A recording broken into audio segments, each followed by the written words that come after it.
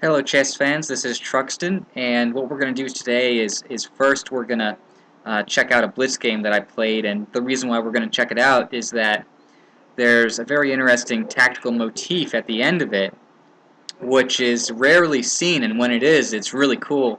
So basically we're going to run through the blitz game, and at the end of it I'll pause the video and you guys can sort of see if you could find the way to proceed. And after that, what we're going to do is we're going to go over a USCF game that I played against a player. His name is Sametz, and it was a tough game for me. Um, there was some scenarios in there that was fairly difficult for me to figure out. Um, and I ended up drawing the game up a pawn in opposite color bishop ending, and I think it's instructive because there were some times in the game where uh, basically there were some really good continuations for me. There was like 3 or 4 good lines I could have gone into, and I decided, or I couldn't figure out which was the best line, and I ended up choosing the worst one, and it kind of led to a really tough game, and it was well played by Sametz. So let's go ahead and start with chess.com.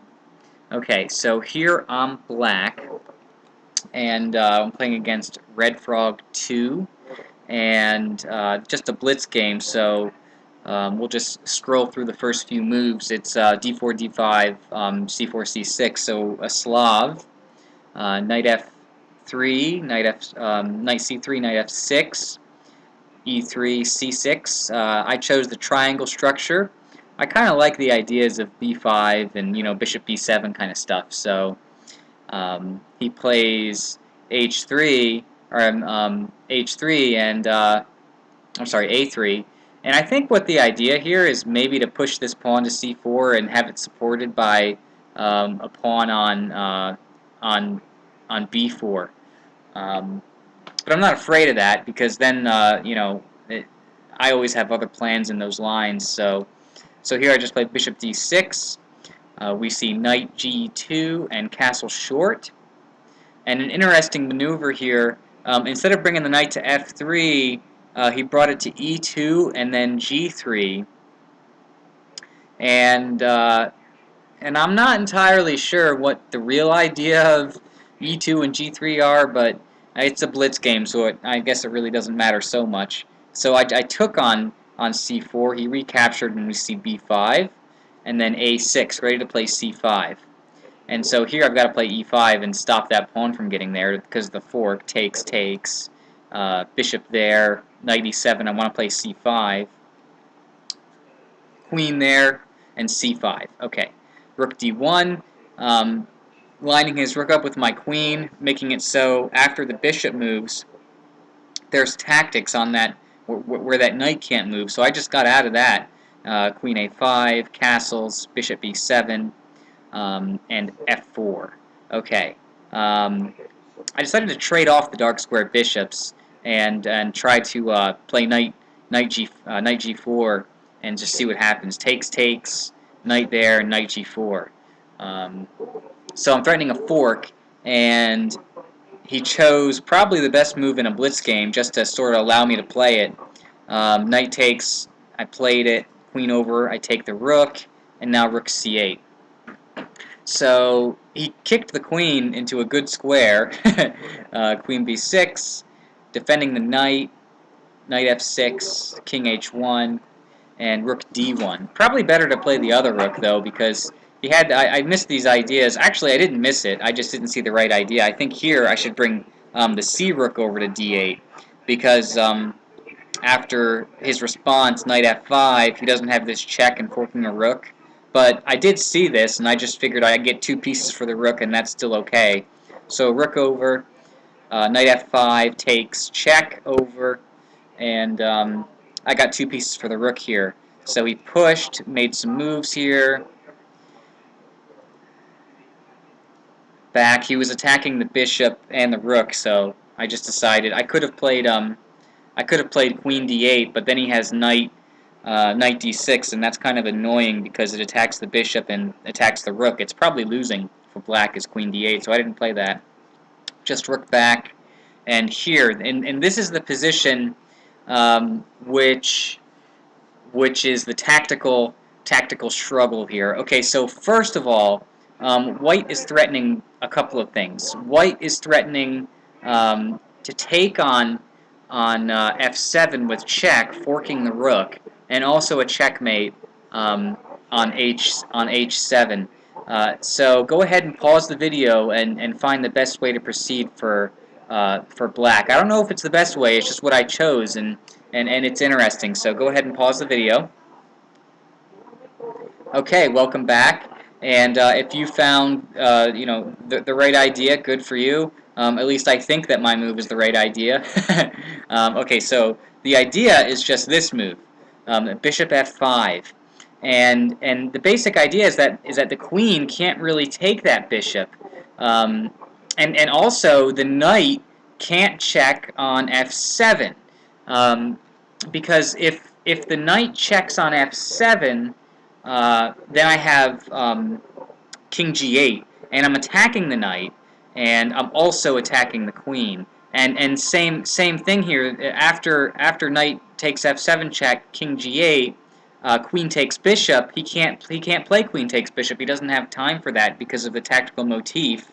Knight f2 check. If rook takes knight, then I bring this rook down, and that's a back rank mate. If he moves the king over, then knight h3 double check, king h8, queen g1 check, rook takes is forced, and then a smothered mate on f7. So if we back up a move here, in this position, this knight and this queen are creating threats, and what's stopping the threats is this knight and this queen, right? The knight here and the queen here.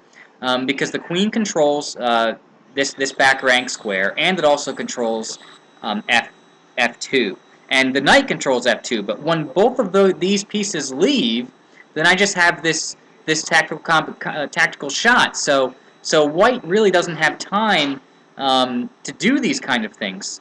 So he played knight in, and I played bishop here, and I guess he just didn't see the right idea. I think here White just has to simply play a move like queen e2 or something, which doesn't allow my threats, and then I was just going to play either bishop d6, probably just bishop d6, just stopping this fork, or just king over.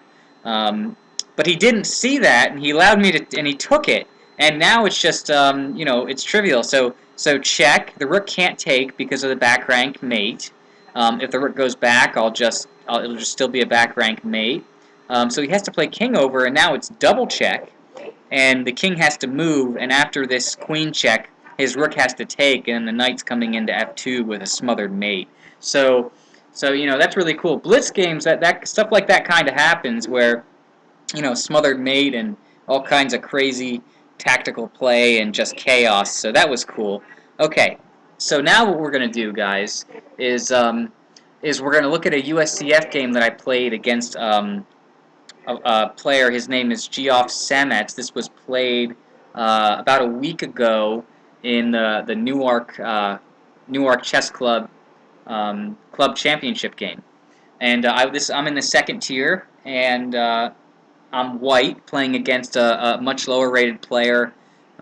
So I've kind of got my high hat on a little bit, and just sort of like thinking in the back of my mind, okay, play some moves. Eventually he'll make a mistake, and then I'll win the game. And boy, I'll tell you what, he really played well, and it was a well-deserved draw. And it was very positional, and I got to congratulate him on drawing. So here we go. I'm White, and I chose d4 because I want to play a positional struggle against him. He's lower rated, so I figure if I just sort of play a bunch of moves positionally, he'll eventually make a mistake. So not e4. I'm playing d4, d5, c4. E6, knight c3. This is all main line. He chose the triangle structure, which is my favorite, and it's what I study in my spare times. Basically, black is super solid. He can choose sharp lines. He can do a lot of things. Um, so here, knight f3 and knight f6. I think he played knight f6. Okay. So here, I can choose. In my opinion, I can choose two moves. I can play bishop b5 and pressure this knight and the e4 square, or I can play pawn to e3. And the difference between those two moves is that if I play bishop b5, it gets really, really tactical. It's really a nice slugfest, and like I said, I wanted to avoid that, and I wanted to play a positional game, which should last a long time, and maybe play an endgame against him. So I chose the more solid move, e3, and he played knight bd7, and now bishop d3. This is still the book. He takes, bishop takes, pawn to b5. I think this is called the Moran, or at least I think it is. Black intends a couple of things. Maybe black wants to play, after bishop d3, black might want to play a6, bishop b7, and c5, or after bishop d3, maybe just pawn to b4 sometime and kick that knight away, and then have some operations on these light squares. So black still has to get developed, though. This bishop on f8 needs to get into the game. So he played bishop d6, which is still in the book. Castles, castles, and e4. So the idea is clear. I just want to put a pawn on e5, and if he lets me fork these two guys. So I was thinking he would play e5 here, and we'd have a game. But he didn't. He played something strange, and what he played was bishop b4. I guess his idea is he just didn't want to he didn't want me to fork him, but the best way to stop this fork is to push this pawn, and not only does it stop the fork, but it opens up this bishop to come out possibly over here, and you can still even play. I think you can still play a6 and bishop b7 and c5 in those lines. After the pawn gets to e5, it might be even easier for black to play pawn to c5 because it addresses the d4 square. So here he played bishop b4, and after he played this move, I think I spent like 15 minutes of my clock. Now the time control in this game was game 75-5, so there was 75 minutes in the clock and a 5-second delay. So there isn't much meat on the bone there as far as clock, but there is a little time if you want to sort of spend 15 minutes and figure out the best continuation. So in this position, I decided it was critical, and I felt like his bishop b4 move must be wrong. So I spent 15 minutes, and I found a lot of lines here, and they all looked good to me, all of them. And I was and I remember I just watched a video by International Master John Watson, and he was saying things along the lines of actually, it might have been somebody else. It might have been National Master Dan Heisman.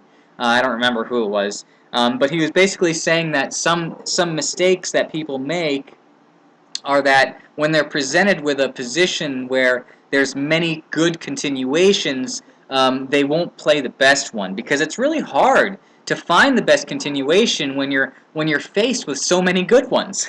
And in this situation, that was the case, and it just so happens for me I chose the worst out of all the good continuations. So here, go ahead and pause the video, and if you want to, spend 10 minutes and decide what you would do, because what I did was wrong. Okay, so go ahead and pause the video. Okay, you've resumed, and welcome back. Give me 1 second, though, guys. I gotta take a little nap, so I don't feel that good. So maybe you can just keep it down a little bit. Yeah. Because I've been up to the spot, so still. Yeah. Is that cool? Sure. Yeah. Cool with that? Thank you. I have to talk a little quieter now because I need to be quiet. So. Okay, so I hope you guys can still hear me. I'm just sort of talking a little quieter. Okay, so you've paused the video and you've resumed, And in this position, I'll go ahead and tell you what I was calculating, and then I'll tell you what I played in the game. Okay, so obviously I'm going to look at e5 here. And the first thing that I looked at was what happens if he just plays knight d5. And and in this position, I saw, lots of good continuations.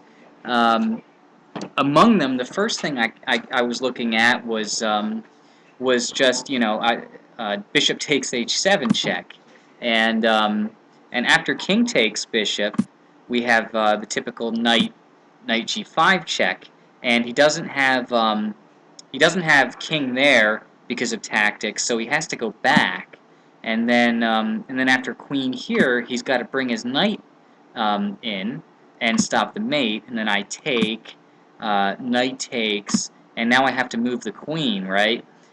So I was thinking of playing like queen f3 here, and it looks like white is slightly better. However, so I can play this way, but maybe black's holding. So what I then looked at was, okay, if knight d5, what happens if I just play a move like knight g5? Okay, and the idea with knight g5 is that it immediately attacks this h7 pawn, and he doesn't really have time to take on c3. And if he plays a move like g6, then I have my knight coming in here to e4, and hitting all these weak points in the black position, and so this also looked good to me. Okay, so also what I looked at was, if he plays bishop takes knight here, and in this position, if I take his knight with my pawn, this looks really good to me too, because first of all, he's taken a minor piece, and I've taken a minor piece, and so he has to move this bishop, otherwise he's just down a piece. So he has to play either bishop b4 or bishop a5. And I looked at, if bishop b4, then I'm taking on g7, and that reduces his pawn coverage. So he has to play either king takes pawn or rook e8, and in that position I know I'm better. So there's another line that I liked, and so here also what I looked at was if bishop takes knight, pawn takes, knight in the center, knight g5. I also liked this line. So he has to play, I think he has to play g6, and then knight in here, similar like the other point, but this is even better for me because now his bishop isn't controlling these weak squares anymore, and it's just, I think I'm just significantly better here. Not only that, but he isn't getting his break move c5 in so easily. So this bishop can become a prisoner behind all of his light squared pawns. So I liked that line, and also the other line was after bishop takes knight. I was just looking at the immediate, or I'm sorry, after bishop takes, pawn takes, knight d5, the immediate sack on h7, and if takes, check, king back, queen h5, knight f6, takes, knight takes, queen f3, and in this position I thought I was also better, because in order for him to get c5 in, he'd have to sack a pawn, and it just seems like I could play bishop a3 here and just gang up on all these dark squares and stop him from getting c5 in. So here I missed something though in this line, but if we go back, in this position, right here, I did decide to play e5 because I felt like all the lines I was looking at involved e5, and it's got to be right. So I played e5 in the game, and then he played bishop takes c3, and here, out of all those lines, I chose the worst one. What I chose was first just to take on c3. Now I knew that I could take on f6 and then bust up his kingside structure, and that's got to be better for me. But I also knew that the other lines were good too, and so I had a hard time figuring out which one was the best one, and I ended up playing the worst. So I took with the c pawn. At least I thought he played bishop takes c3. Hold on here. I think we have lag. I think I'm lagging. Yeah, I was lagging. Okay, so I took on c3, and then he played knight d5. Okay, in this position, I think what I learned from this game was that you shouldn't play bishop takes h7 check unless it's winning. um, as a general rule, I played bishop takes h7 check, and after king takes knight g5 check, king over. Now in this position, queen h5 is natural, but it's not as strong as queen d3. Amazingly, queen d3. Okay, the reason is that after he plays knight f6, which is forced, he's not tempoing my queen, and it gives me a move. And he can't play a move like f5 because of knight takes e6. So here, queen d3 was best, and I chose queen h5.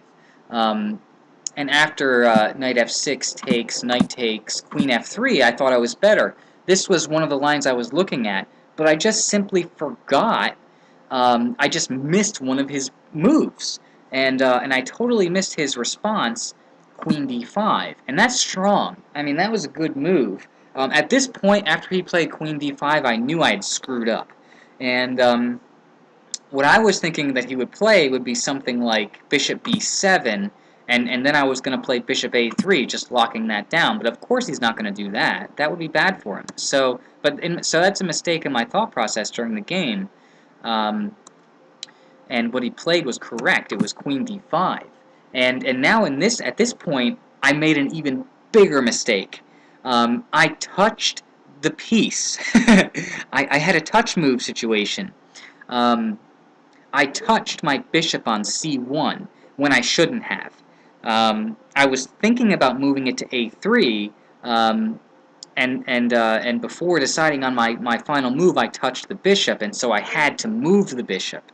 And so I played bishop a3 because I had to. Probably better though is probably just bishop f4 if I had to move the piece. But I was stubborn, and I really wanted to put it on a3. And the reason why it's not so good is that after bishop a3, he can play queen takes knight. And this is better for black. If bishop takes rook, king takes, queen takes pawn, I'm attacking this rook, right? But he just can go back to d5. And here black is slightly better. It's a pawn and a rook for two minors where the position is fairly closed, and the two minors should outplay the rook. And so here, that's what black should have done. I guess he didn't see this idea of going back to d5 or something. What he played was made me really happy that he played it. He played queen takes queen. I was like, yes, thank you. and so I took back, and then he played rook e1, moving his rook. And so now I clamp down on the, or first I just played rook e1, stopping permanently an e5 idea. And he played bishop b7, and now bishop c5. So in this position, I think I'm better because, his bishop is never getting out. On b7, he should be playing the c5 move. But he's just not getting there. Of course, if knight d7, I can just consider rook a d1. And then again my pawn is stopping him from playing c5.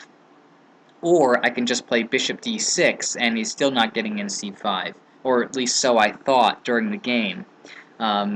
So here though, he did play knight d7, and I chose to keep that bishop, and I played bishop d6. And after knight b6, so he's got this really good plan up his sleeve, which I didn't even see. And during the game when he played it, I was just like, wow, I can't believe I didn't see it. I was all right. So in this position, obviously he still wants to play c5, right? So I didn't see a really reasonable way for him to do that, and it's I just didn't see it. Um, but check this out. All right, so I played knight e5, and the reason is that I want to control c5, and I want to do it actively. So I want to get to d3 to control c5. Um, he plays rook a c8. So in this position, I was just sort of cheerful, and I was like, he's never getting c5 in. It's not going to happen. Because after knight d3, it just seems like, how are you going to get c5 in? And so watch what he does. Alright, so first he attacks the bishop. And here, I thought that it was sufficient for my knight to control c5. I didn't think it was really necessary for my bishop to be there anymore. And I really liked how my bishop was controlling b8, because I was planning on maybe playing a4 and opening up the b file and attacking this rook, or this bishop, to sort of tie up his pieces. That was like a plan I was sort of thinking about. And so I wanted to keep the bishop to control b8 and use the knight to control c5. And so I played bishop g3, which is a mistake. I should have played bishop b4 or bishop a3, eyeing down c5. And he played this move, knight a4, and I was like, oh my gosh, like I didn't even see it. He was thinking, or I was looking at all the things after knight c4 and knight d5, but I just didn't consider that this knight could even go to a4.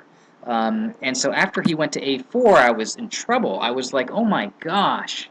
I mean, this position is now almost awful for me. Black is ready to play c5. Not only is he ready to play c5, but he's attacking the c3 pawn. And it's not easy to defend that pawn and stop c5. Actually, it's pretty much impossible. um, but I can do it. There is a way. And so in this position, what I was looking at during the game was I was looking at, if I play knight c5 now, I'm attacking this bishop, so he can't take on c3. But he can take the knight, and then after pawn takes knight, rook d3 was annoying to me, because he's attacking my pawn from the side, and the only real way to defend that pawn is to play rook e3, but then he takes, and my pawn structure is a muck. So I didn't like his rook going to d3. So during the game, I played the move rook e3, which is sort of a trap.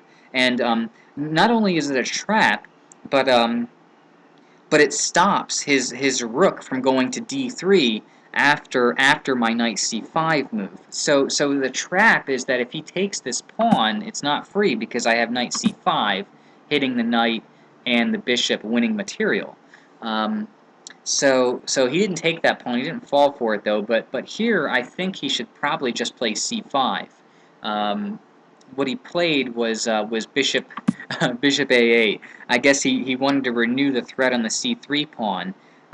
But here, of course, knight c5, and where now this pawn is defended by the rook, and so here he took, and I took back, and here I was also not liking my position so much, because now, of course, he can penetrate on d2. But after bishop d6, his rook can't ever go back. Unfortunately for me, though, his rook is still good on d2, and I can't really trap it. His rook has multiple squares it can go to on the second rank, so he should have played rook d2. What he played was rook e7, and now, boom, bishop d6. And in this position, I felt like I was significantly better.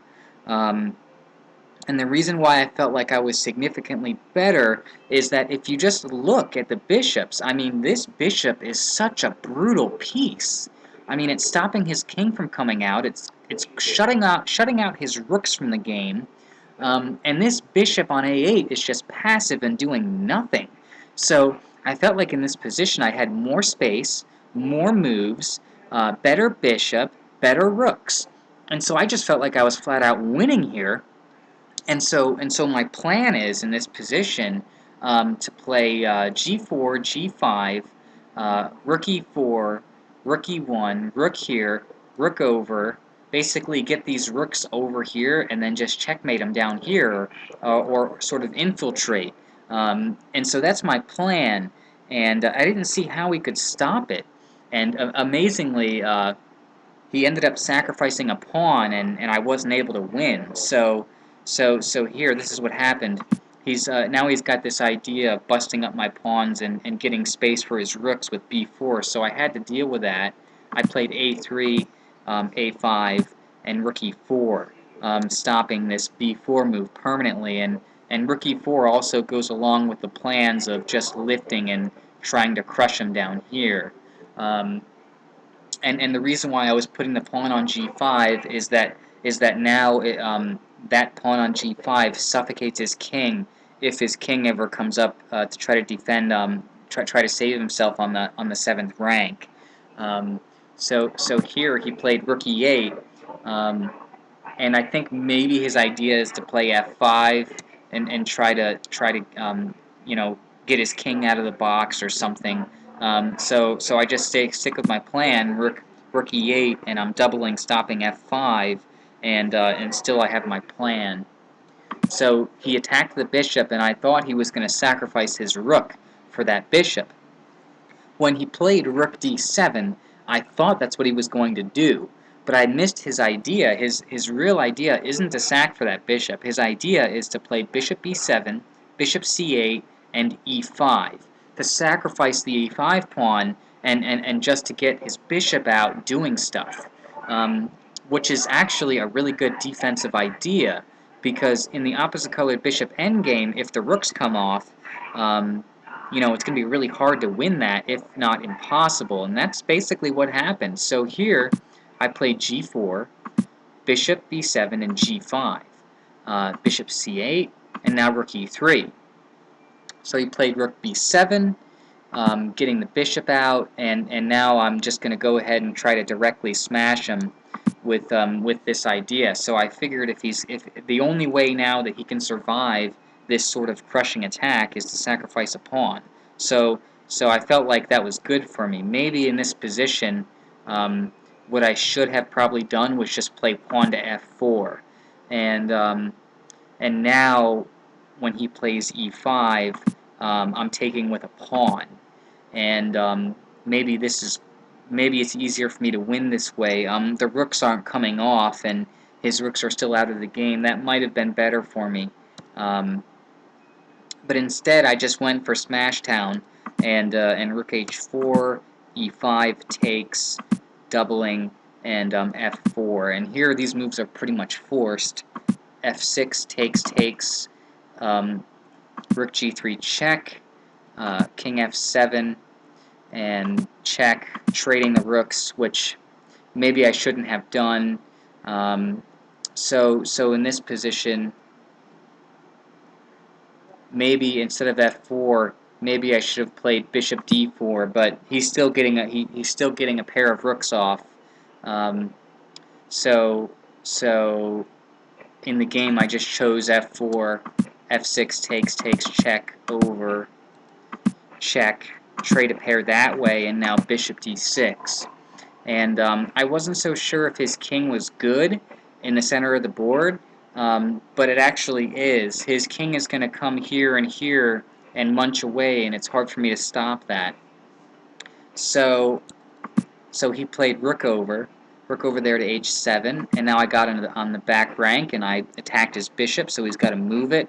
And my plan of rook a8 I'm not so proud of, because here he can just play a4, and I saw that after I played rook g8, but I was too stubborn, and I played rook a8 anyway, and I got lucky that he sort of played king d5, and now takes, and king c4, a4, forced, takes, check, king takes, and rook e4. So here the rook is really good. It's centralized, and I felt like if I trade the rooks, I am up a pawn, but this pawn that I'm up, it's sitting there on h2. That's the problem. It's really hard for me to win this position. So here he attacked my rook, and I said, okay, let's trade rooks. I felt like in this position, I actually felt like I could win this position, and boy was I wrong. All right, so rook e7 takes, and king e3. So obviously, I don't want to trade the f pawns. If we take off all these pawns, my winning chances are decreased. But I didn't see a way out of it, because if I play bishop d6, then he has king f3, and my king is just suffocated here. I mean, I can't really do anything about it. If I just like move away, say king over bishop here, let's just say I like move away, then he's winning this pawn, right? It seems like he's winning this pawn. King here, push, and that move, and next follows to win that pawn. So with his king on f3, how is my king going to get in the game? You know. So here I traded the pawns. I took, he took, and then and I brought the king to g2, stopping bishop h3 for what it's worth. He played king up. I went back, and bishop e6, king up there, king f4, and now king h5. And it's clear in this position that white cannot make any progress whatsoever. And I was really disappointed, and Geoff Sametz, he really played well. His idea is that he doesn't have to move his king. His king can just sit there on h5, and basically blockading the h-pawn, and he can play bishop d5 and then just move back and forth for infinity. And there's nothing I can do about it. A couple more moves were played. Oops. I want to go back. A couple more moves were played. I pushed the pawn, and he played bishop there, king up, and now he just goes back and forth, and here I agreed to a draw.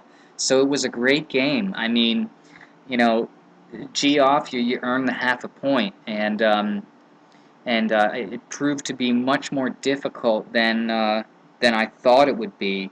And it all started when way back here, when I chose the wrong plan. So there's one important strategic thing that I want to point out. Way back here, a million years ago, at the very beginning, right here in this position, after bishop b4. Okay, the thing that I want to point out is that look how clunky his pieces are. I mean, his bishop on b7 has no good place to go. His bishop on b4 either is going to, exchange on c3 to give me the bishop pair, or it's just going to go back to e7. His knights are redundant. They're on f6 and d7. So, since I have more space than him, with a pawn on e5, what I should be doing here, is avoiding any exchanges of pieces, because the more pieces that come off the board, it makes it easier for black to move around.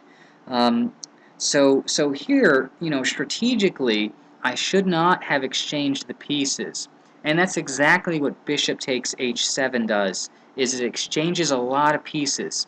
So here, after the game continuation, takes, knight e5, look, we're exchanging the h-pawn for my strong e5 pawn, which is just a miserable idea. And we're also exchanging a knight for my beautiful light-squared bishop. So it's actually a horrific strategic choice on my part. In this position, after bishop takes knight, what I should actually do, I think, is take this knight with the pawn, or just take here, and after knight e5, I think what I should have done is played knight g5. That's my guess.